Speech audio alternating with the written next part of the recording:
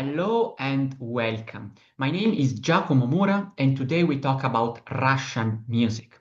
The music of the Russian Empire basically expresses and embodies once again that ambivalence and that kind of contradiction that is a very strong part of the soul, the cultural soul of the Russian country in general. It is that push towards and away from Europe.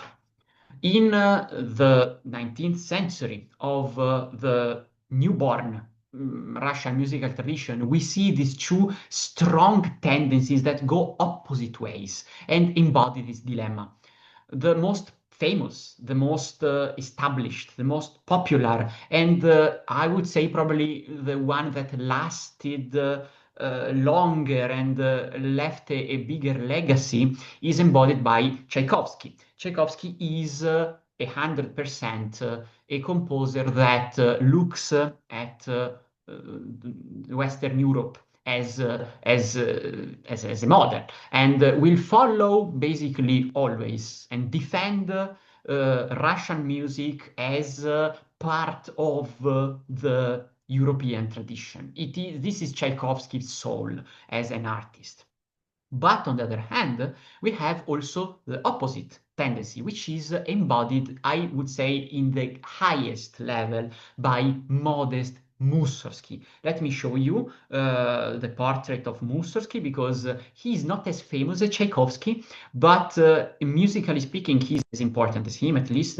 And this is Mussorgsky.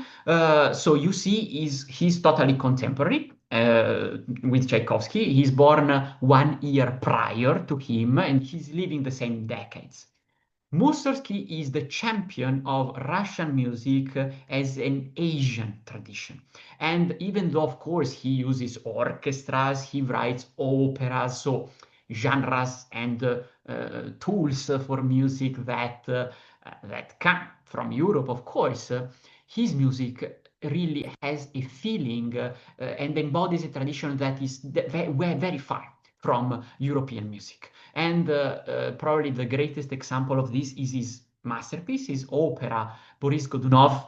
And now I'm giving you an example from this, and a song from this opera. It is set in this scene in a tavern, so a place where really uh, low class people go, and this guy, completely drunk, sings a song about Ivan the Terrible and the massacres he did. And this is the music that Mussorgsky writes for this song.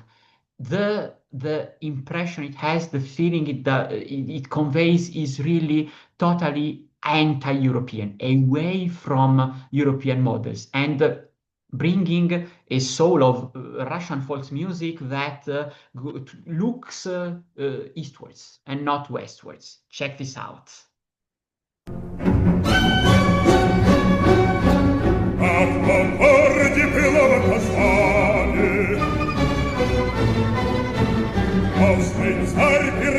These basses.